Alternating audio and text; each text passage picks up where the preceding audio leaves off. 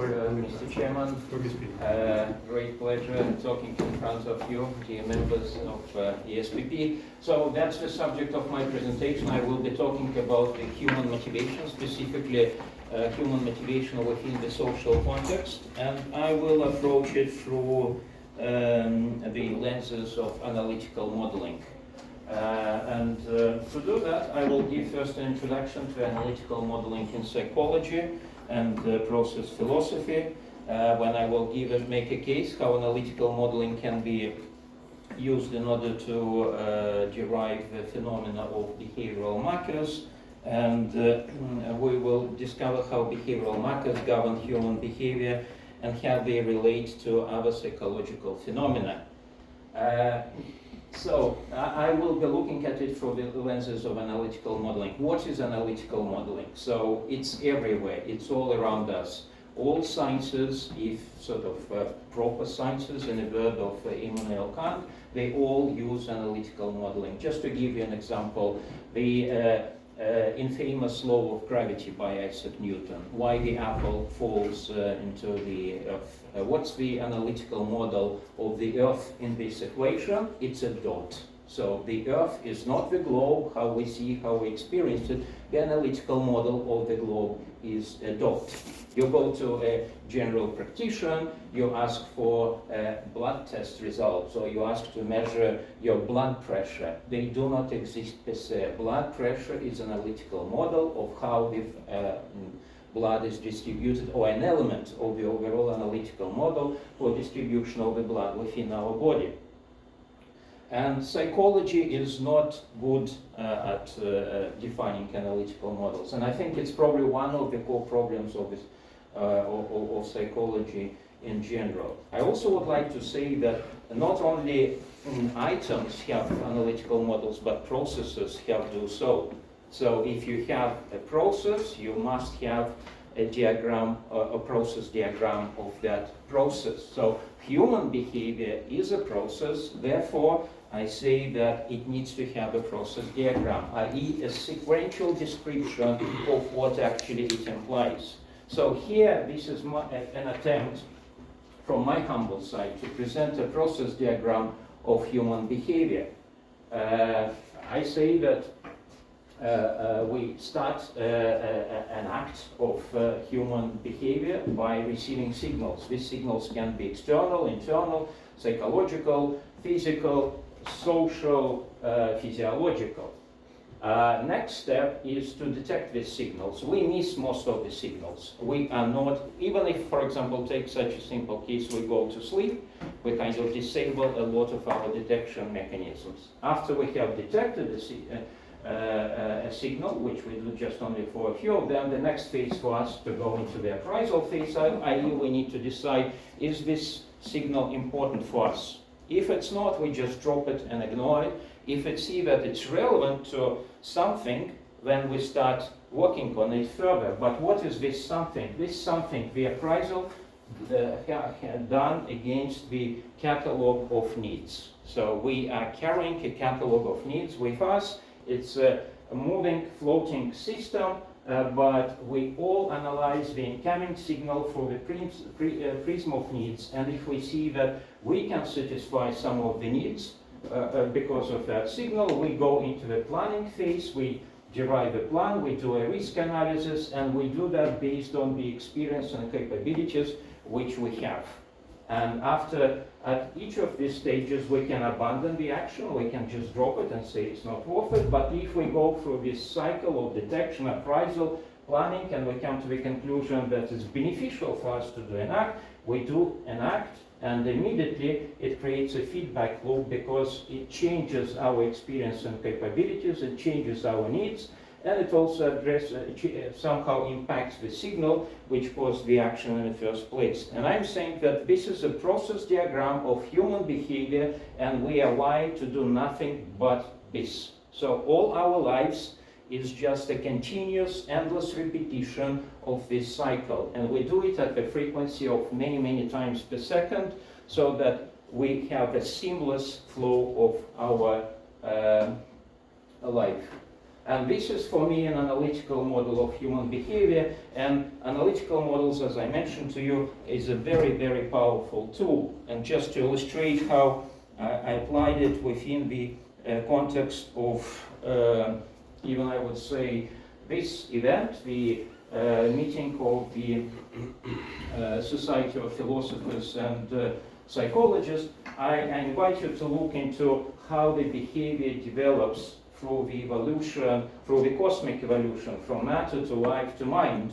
And I'm saying that the process diagram of human behavior, which I presented on a previous slide, corresponds to this stage of the universal evolution, where this diagram, this process behavioral diagram, is partially rooted in biology, in life, and partially rooted in psychology, in mind. And what happens if I just remove the elements related to the planning and assessment of the risks? I will just end up with a much more simpler process behavior diagram, and this will be exactly the same, starting with signals, uprising signals against the needs, and commitment of the act. And for me, this is a behavioral process of biological domain. So plants or biological organisms, they behave in this manner. And if I simplify this diagram even further, I will just end up with a situation where I have an incoming signal, I detect it and I act, and that is a typical representation of the physical response or chemical reaction. And that is a process behavior diagram for the matter, for the atoms. So that's just an illustration how I said I want to illustrate how analytical modeling can really trigger a very interesting line of thinking in relation to analysis of the phenomena of philosophical and psychological nature. And what I say here is that in this funnel, which I am applying to you now, here is the representation of the subject of philosophy. This is what philosophy is about. And this human behavior process diagram, this is what the psychology is about. And this is an attempt to show the graphical representation of interrelational interfaces between the science of psychology, which is this, and the overall science of the existence of the universe and development of the universe, which is, in my humble opinion, is philosophy. So that's just an example of how right analytical modeling can lead you to rather interesting conclusions. So, in a brief summary, before I move to the main part of my presentation, I say that analytical modeling psychology is a branch of psychology which applies analytical modeling in psychological studies, and the process philosophy is a branch of philosophy which focuses not on the process of being, but rather than on the process of becoming. So it's the process which is at the center of the process philosophy. And if you look at the overall world, even if you look at us here in this room and the furniture and the chairs and the tables, we are surrounded here by a huge number of very unique elements. If we count the molecules in our bodies, it's probably millions and millions of different elements present just in this room. And if you zoom out, you see the city of Prague, and you zoom out, you see the globe, and it's endless variation of various elements, each with specific ways of behavior and existence. And it's mind-boggling that humans managed to make some kind of a sense out of this very, very complex picture. But let me ask you, so we are surrounded by the variety of elements. Let me ask you, how many processes define existence of these elements? One. One single process defines existence of the whole universe. And all we see this process here on this diagram, and the only difference how different elements operate within this process is the complexity. So you have a low complexity behavioral process for matter. You have a slightly more complicated process, and when you come to human beings or animals, and here you see a much more complex version, but the process in general is the same. The difference between them is only in the number of components and in the complexity of the processes. So now I want to go further and say that this was just one illustration how analytical modeling allows you to come up with very intriguing theoretical perspective. And this analytical model of human behavior led me to establishing quite a number of novel concepts which I described in this book. And this novel views includes the theory of happiness, definition of the basic human needs, theory of human age crisis, human behavior, conceptualization of the meaning of life, theory of psychological states, concept of unified psychology, a theory of evolution, and many others. And here I'm sharing my personal development, and I can tell you that while working on this book, it was still kind of puzzling for me, and there were two specific subjects which I could not answer based on the model which I just proposed to you. So the theory of emotions, it remains an enigma, at least to me. And another question which bothered me all the time was the theory of social drivers of behavior. So let me explain you. It's very easy to explain how we react to physiological needs. If we want to eat, we search for food. It's very easy to describe how we react to safety needs. We run for shelter or we protect ourselves. It's also relatively easy to explain how we behave within the social context if we receive specific instructions from a mentor, from a parent, from a government, and so forth. But this is only a small part of our social interactions. Our social interactions are very difficult to define. How did we all end up in this room? Nobody instructed us. We came here voluntary. And if you try to retrace the way, all the decisions you made, why did you come here at the end of the day, it becomes very, very puzzling. You may try to attempt to put some rationale, but nevertheless, it's only we who are assembled here in this room. Other people sit now in other rooms, or they sit in absolutely different locations. There are people who sit in the prison at the moment, for example. Why did we end up in all these different constellations of behavioral factors? And that's what I would like to try to address further by trying to use analytical modeling. And I see that in order to build a model, you need to simplify the system, i.e. simplify the system of social relations between human beings.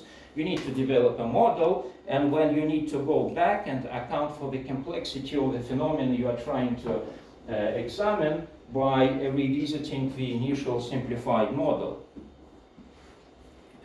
I think it's very tempting to start looking into social behavior of humans by analyzing social behavior of the simpler creatures. And ants are very interesting and very easy creatures to look into. So let's look into how the social drivers manifest themselves in the behavior of ants. And this is a subject which is relatively well, or very well studied, but it started to get attention relatively recent. So only in 1960s it was established that the algorithm of ant behavior is like that. So first, ant moves chaotically. Second, when accidentally it finds a source of food, the ant first consumes the food and when makes way to the colony, and while on its way to the colony, it deposits the chemicals called pheromones, and it establishes a direct track between the source of food to the nest. You can measure it, you can see it, you can detect that. And upon arrival to the colony, other ants get alert that through this deposit of pheromones, they understand that there is a food, they go to the source of the food, and when they return back, they deposit the same type of pheromones, i.e. reinforcing the track to success. And when eventually some of the ants will go there and they will discover that the source of food is deplenishing, and they will return back to the colony without reinforcing the track to the success, and it dies, and the algorithm resumes again. So that's a typical exchange, how the social information is transferred from individual to individual. The specific feature in the case of the ants that it's probably the only case, at least I'm aware of, where you can track, trace, and measure social interactions. They are measurable. It's impossible to track social interactions within other for other animals, and as often it's interesting to observe some phenomena in the abnormal settings. So this is a so-called death spiral of ants. It's a very rare phenomena. It's where it happens where the pheromone track becomes looped.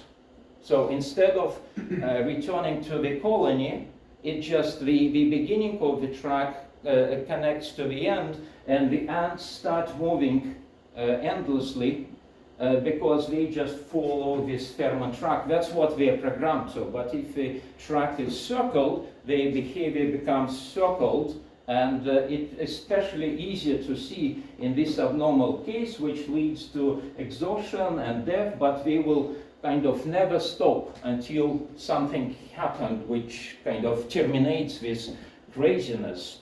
But is it only for ants? Let's take a look at the fish. Exactly the same pattern of behavior. Is it only for small creatures? No. This is the sheep in a pen in China, and you have reindeer doing this endless circling. And a formal scientists who study behavior of animals, they have a different explanation for different species, which in my mind is actually erroneous, because that's where we can measure why the ants are doing that. They're just following the behavioral tracks. Here you cannot measure because there are no traces, but the behavior is so obviously identical that I'm saying that we observe that behavior because animals in general are designed to follow the behavioral tracks left by others. So we are destined, we are programmed to do two things: follow the behavioral tracks left to us by others, and we generate our own behavioral success markers so that others can follow us. And now I just want to propose an algorithm or behavioral sequence of the humans in close alignment to how ants behave. And I say this becomes my analytical model for analysis of the socially determined motivation within a community of humans. I say that first, humans move opportunistically upon satisfaction of a specific need. They mark the achievement of the satisfaction of this need, but we don't use pheromones. We can do it in a great variety of ways, visually, verbally, and writing, etc. And the direct or indirect statement of the accomplishment is made, either describing the trial to the achievement of satisfaction of some need, or allowing others to follow, to estimate such a track. And when others start to reproduce the same behavior, so the track to this success, satisfaction of the need gets reinforced. Eventually something happened, humans lose interest in specific phenomena, and when the number of trips to this sort of state of success demises, and in the same manner as it's for the ants, humans stop pursuing a specific way of satisfaction of need. And I want to give different examples of how the behavioral success markers manifest. For example, this is a cauliflower ears which looks quite unpleasant if you ask me, but it's only my personal subjective evaluation. There are tens of thousands of teenagers who dream about having such injuries imposed on them or happen to them, because these are the injuries for the prominent rugby players and for the prominent classical wrestlers. So the cauliflower ear becomes a marker or behavioral marker or for others to follow, and some will follow this, some will not. Religious pilgrimages, also a behavioral marker which people live and other people follow. Tattoos, and then there are elements where it's very difficult to distinguish, is it a behavioral marker or is it a substantial beneficial element of life. So good education is obviously very advantageous to have to improve the quality of life, but it also in a large extent becomes a behavioral marker for others to follow or to live. And when there are special industries which evolved around the phenomena of behavioral markers, remember I said to you that we're destined to live behavioral markers. We're not only following, we need to generate them. And if I have no talents and I have nothing to offer, I can just buy a behavioral marker. I can buy something so that others can start following me. There is an ecosystem, so about 50, 60 years ago, people decided that newspapers are not only for information. Newspapers, especially tabloids, are for the distribution of the behavioral markers. And then there are ecosystems like Facebook and TikTok, which allows distribution and exchange of success markers. And here are the more easier to understand success markers where people are engaged in social behavior through some kind of the instruction or indoctrination. So through political movement, through religious, or through direct orders from the government, where must comply. That's a success behavioral marker which you need to follow. The most powerful type of success markers are human beings. That's why on the fashion magazines you will never see a photograph of the shoe or of the designer. It's always a person, because that's how we get attracted to or stimulated to behave in specific direction. And another example of on a similar way, so I've been doing a lot of presentations throughout my life, but I was always puzzled. Why is it not just enough to share information? We're all professionals here. I'll give you information. You receive information. That's the end of the story. But it's not. We all know that when you make a presentation, you need to make some kind of a performance. Why? Why is information is not enough?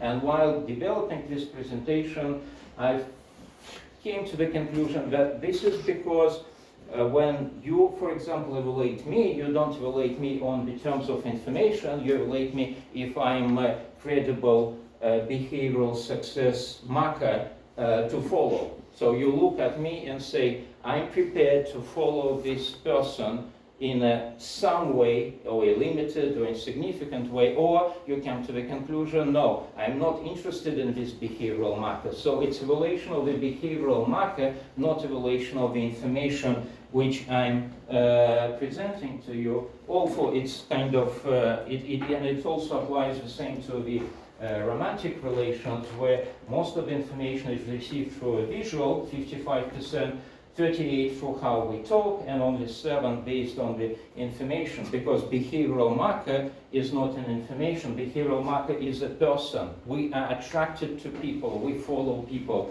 That's what's important for us. They represent behavioral markers. The type of this talk is really an introduction. So this is a slide which I wish I could speak more. That's the last slide in my presentation, because I wanted to describe how the concept of the theory of behavioral markers related to the psychological imprinting, theory of needs, herd instincts, theory of leadership, risk assessment-based behavior, and so forth. I just want to make a final remark here that basically what I'm saying is related to the concept of herd instincts. I'm saying that we are able to follow limited number of behavioral markers based on sort of, I will omit now this logic, but let's imagine that we're able to follow 150 behavioral markers in our life at a time. It doesn't necessarily mean that we experience them simultaneously. We can move from one mode of behavior to another, and what I'm saying is that in that way we can say that each of us is a member of 150 herds, and we just switch from one to another, from one behavioral marker to another behavioral marker. So this is the last slide. So information, if you're interested further, on YouTube or on Amazon and so forth. Thanks for the attention. Sorry for... We